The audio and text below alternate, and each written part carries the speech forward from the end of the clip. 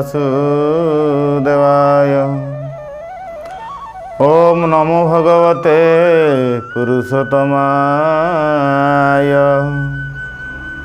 ओम नमो भगवते जगन्नाथाय।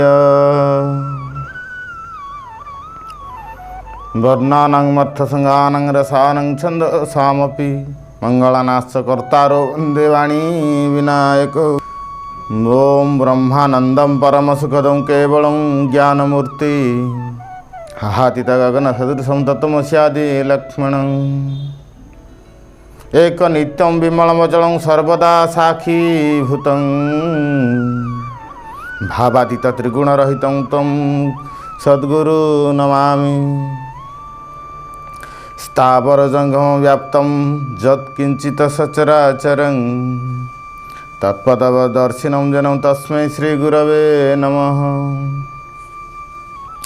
ध्यानमूलः गुरुर्मूर्ति पूजामूलः गुरुपदं मन्त्रः मूलः गुरुः वाक्य मोक्षमूलः गुरुकृपा।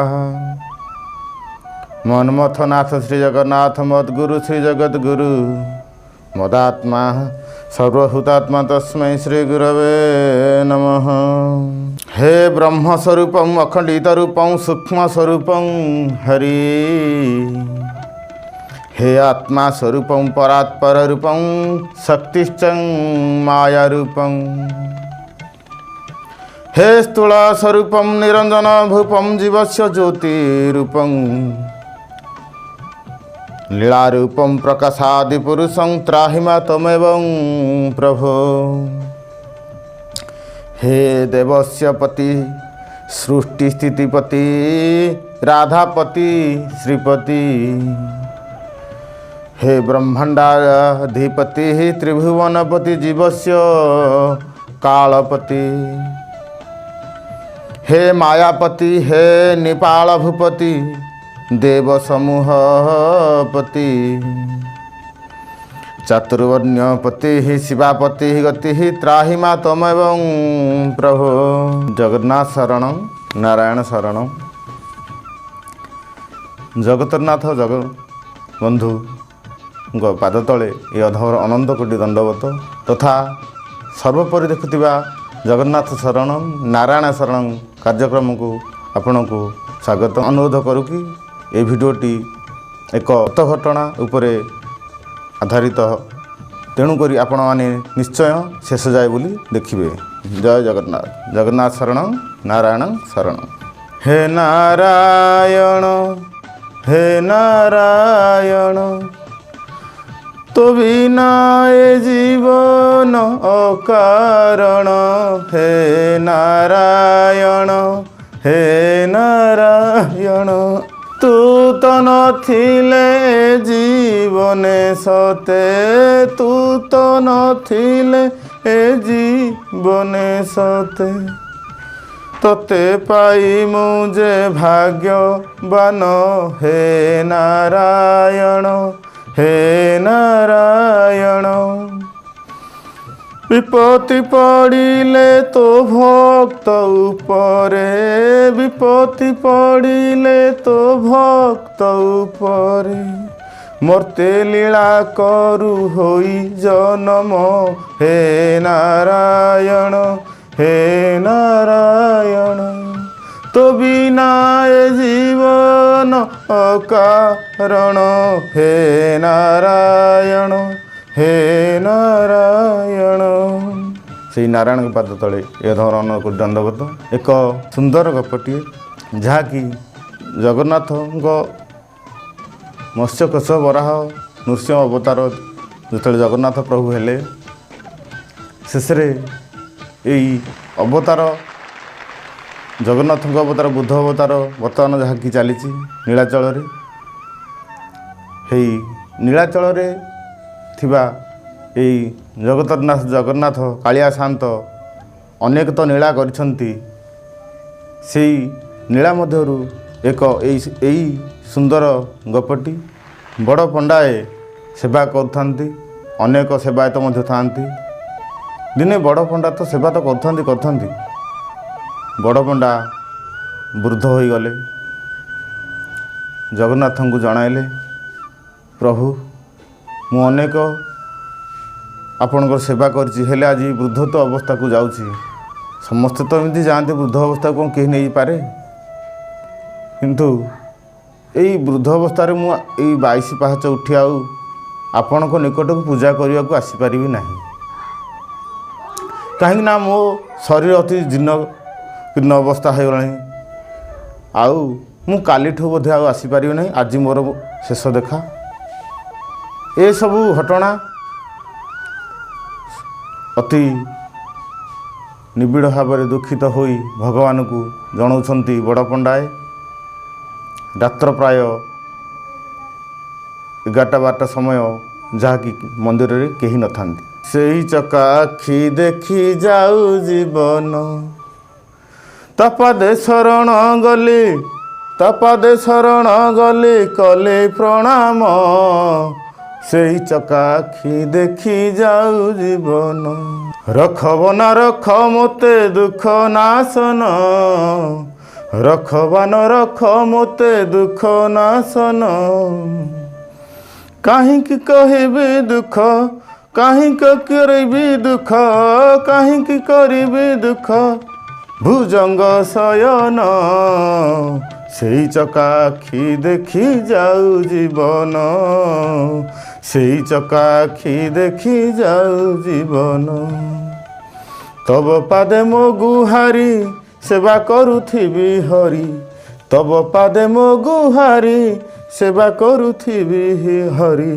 ତବ ଚରଣରେ ଥୋଇ, ତବ ଚରଣରେ ଥୋଇ ଥିବି ମୋ ମନ। ସେଇ ଚକା ଆଖି ଦେଖି ଯାଉ ଜୀବନ। ଏମିତି ଚକା ଆଖିକି ଅନେକ ଡାକିଛନ୍ତି, ଅନେକ ଗୁହାରି କରିଛନ୍ତି ସେଇ ବଡ଼ ପଣ୍ଡାଏ। ଶେଷରେ ଚକା ଆଖି ତାଙ୍କୁ ସୂକ୍ଷ୍ମ ଭାବରେ ଦର୍ଶନ ଦେଲେ, ଯିଏକି କୃଷ୍ଣ ରୂପ ହୋଇ ଭଗବାନ ନିଜେ ଆସିଲେ। ନମୋ ନଳିନୋତ୍ରା ବେଣୁବାଦ ବିନୋଦିନେ ରାଧାଧର ସୁଧାପାନ ଶାଳିନେ ବନମାଳିନେ। ସେହି ବନମାଳି ଠାକୁର କୃଷ୍ଣ ରୂପ ହୋଇ ଆସିଲେ, ଜଗନ୍ନାଥ କୃଷ୍ଣ ରୂପ ହୋଇ ଆସି ବଡ଼ ପଣ୍ଡାଙ୍କୁ ଦେଖାଦେଲେ। କ'ଣ କହୁଛ ବଡ଼ ପଣ୍ଡାଏ? ମୁଁ ଆଜ୍ଞା ଆଉ ଆସିପାରିବି ନାହିଁ କାଲିଠାରୁ ପୂଜା କରିବାକୁ, ମୋର ଆଜି ଶେଷ ଦିନ। ଆଉ ଆପଣ ଦେଖାଦେଲେ ବହୁତ କିଛି, ଯେ ଦେଖାଦେଲି ଯେ କ'ଣ ବର ମାଗୁଛ ମାଗ। କୃଷ୍ଣ ଭଗବାନ ପଚାରିଲେ।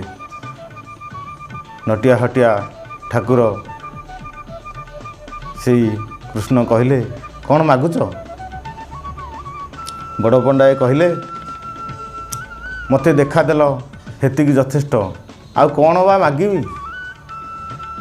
ଏ ଜଳ ତୋର, ଏ ସ୍ଥଳ ତୋର, ଜଳ ସ୍ଥଳ ବନ ଗିରି ଆକାଶ ସବୁଠି ତ ତୁ ଅଛୁ କାଳିଆ, ଏଇ ସବୁ ତୋର, କ'ଣ ମାଗିବି? ମୋର ତ ଜୀର୍ଣ୍ଣ ଅବସ୍ଥା, ମାଗିକି ବା ଧନରତ୍ନ କ'ଣ ବା ନେଇ କରିବି? କାଲି ତ ମରିବି ନିହାତି।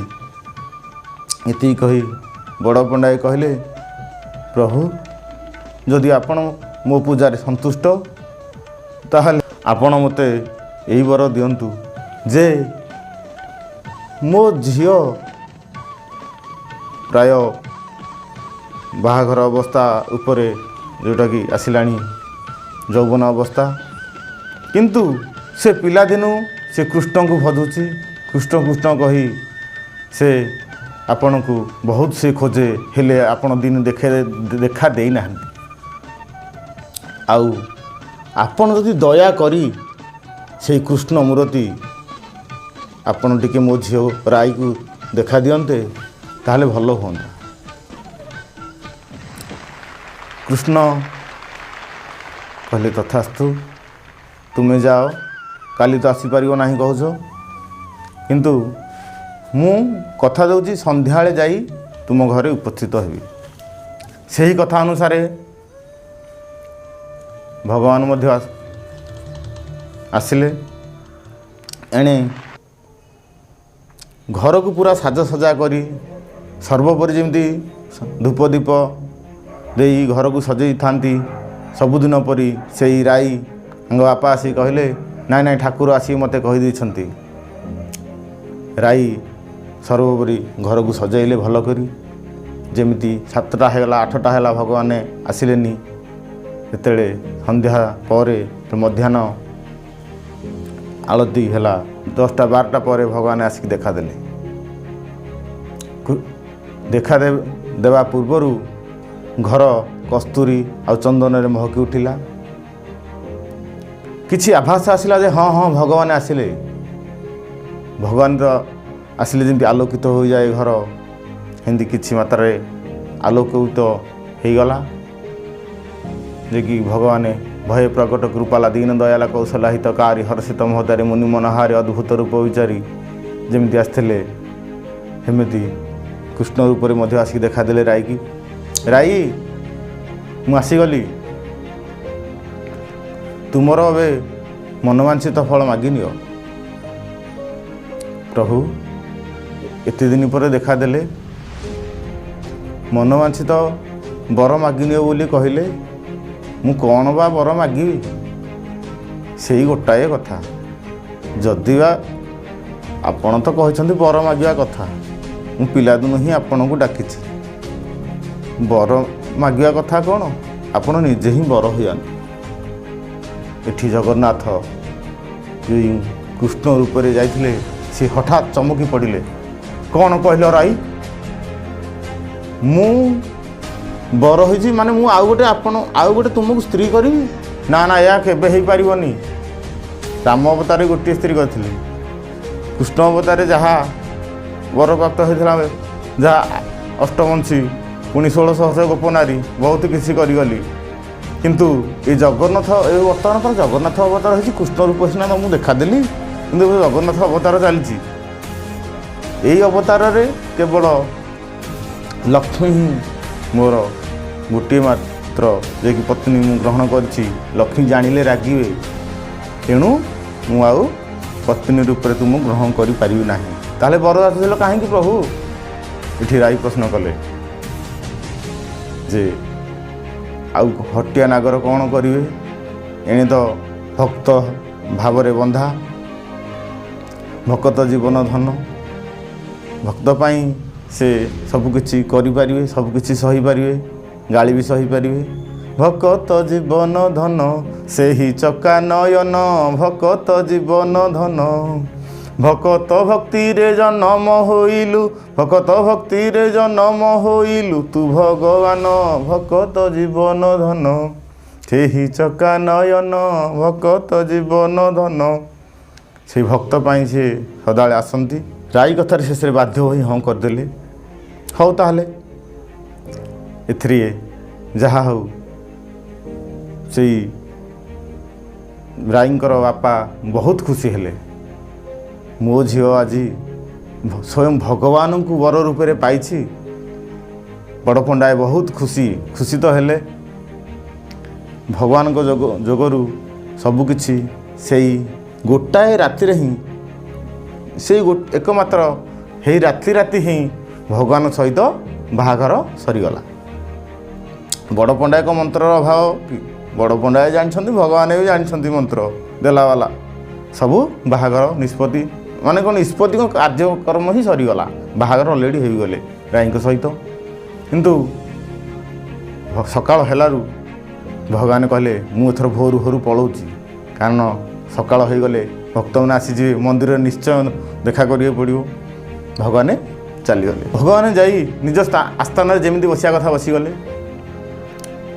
ଲକ୍ଷ୍ମୀ ପ୍ରଥମେ ପତ୍ନୀ ତ ନିଜେ ଦେଖିଲେ, ପ୍ରଭୁଙ୍କୁ ଟିକେ ନିରୀକ୍ଷିକି ଚାହିଁଲେ।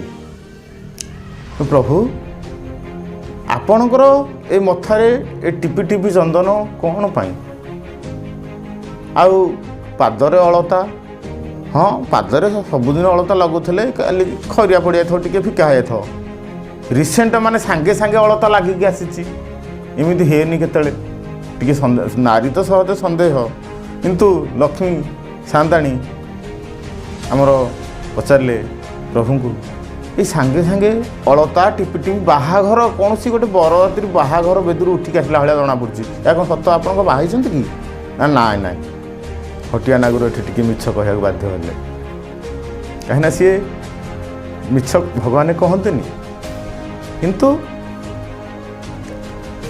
ଏଇ ସେ ଚାହାନ୍ତି କେବଳ ଆଗକୁ କିଛି ନୀଳା ବାକି ରହିଯାଇଛି, ନୀଳାଟା ପରିପୂର୍ଣ୍ଣ ହୋଇନି, ତେଣୁକରି ସେ ଏଠି ଟିକେ ନାକୁ ମିଛ କହିଲେ। ନାଇଁ, ସ୍ୱର୍ଗରେ ଗୋଟେ ମିଟିଂ ଥିଲା ତ, ଇନ୍ଦ୍ର ଡକେଇଥିଲେ, ତେଣୁକରି ସ୍ୱର୍ଗରେ ଅପସରୀମାନେ ଏସବୁ ବେଶ ମୋତେ କରିଦେଇଛନ୍ତି। ଆଉ ମୁଁ କିନ୍ତୁ ବାହା ହେଲି, ଭଗବାନ କାଟିକି ନାହିଁ କଲେ। ଦେଖିଲା ସେ ରାତିରେ ବାହା ହେଇକି ଆସିଛନ୍ତି ଭଗବାନଙ୍କ ନୀଳା ଅପୂର୍ବ।